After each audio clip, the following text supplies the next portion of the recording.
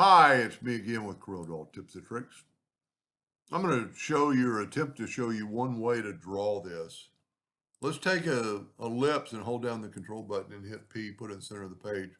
And then let's just make a kind of like an imaginary line about right in there.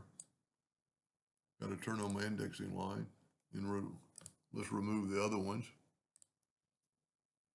That might be a little bit high, but there's a couple of ways to do this. One of them is take a square holding down the control button and then rotate it 45 degrees. And then we're going to measure with the parallel dimension tool from that intersection to that intersection is 14.8. So we're going to make this across with our ratio locked 14.08. And then I'm going to hit P, put it in the center of the page. And then I'm just going to minutely nudge it up. And you can see I'm a little bit off, but I like nudging, so we're going to change our nudge factor like 0.25 because I'm a pretty big graphic. And you get that shape. Now we can elongate it by doing this and then nudge it back down. And you need to kind of get it right on that edge. So let's change our nudge factor like to 0.1. Grab our rectangle again, or our square, and see how it nudged right up. And we could elongate that more, but I think we're good. Control D to make a duplicate and hold down the control button so we'll make a perfect copy. Now we're going to take another ring, Control D, and this is how you can decide how thick you want to be. And I think that's about good. So we might have to make our center item a little bit bigger because you want this line, I call it flow. You want it to flow, and you can see it's got a little bit of a dip there. Now we can change that. We can hold down the shift key and have it grow outwardly and then move it, nudge it down. See how it kind of flows through here. And we're a little bit too big, but that'll work because we can change it. Let's take our virtual segment delete key and delete these lines.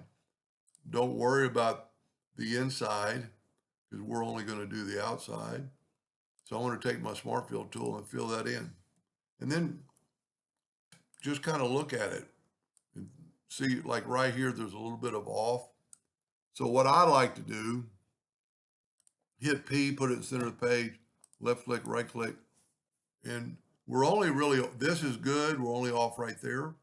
So instead of redrawing it, take a 2-point line, holding down the control button and then hit P, and then delete one side. Just take your virtual segment delete key and delete that. Then we're going to take our smoothing tool. That's a little bit big. Let's go like a 1/2 inch or 5 inches. We're going to zoom in here. Now with the smoothing tool, you have to click on it till you see the nodes and see how I can just kind of I'm not even holding it down. I'm just barely moving it. And I'm going to do a little bit right there. Now we can take away our line. And now we made a duplicate of it. Control D, holding down the control button and just mirror it over. And I always fill it in with the smart fill tool to get that shape. That's pretty close to identical to my first one. My circle's a little bit smaller on this one, and you can see a little bit of a dip. With this one, you really can't.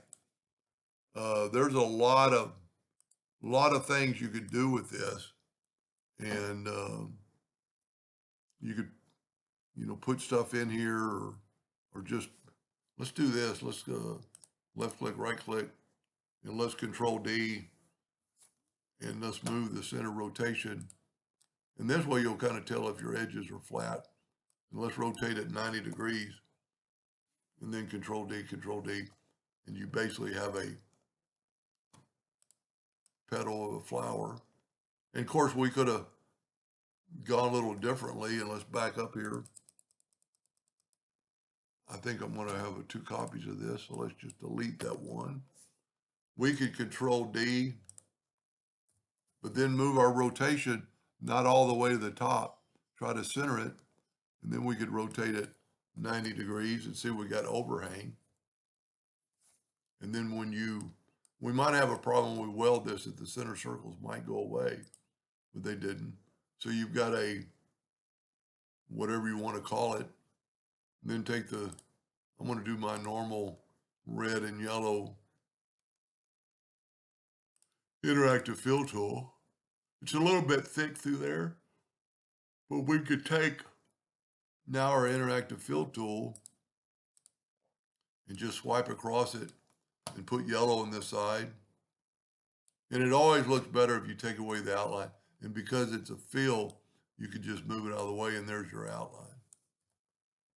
Not that spectacular, but if we take a black box and put it around it, go up to Object, Order, back a page. Pretty impressive.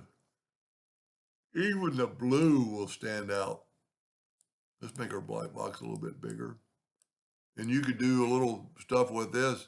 What would be cool, maybe, go up here and then put a little darkness in there, and it'll look like that circle's kind of going into the abyss, like it's going into Never Never Land.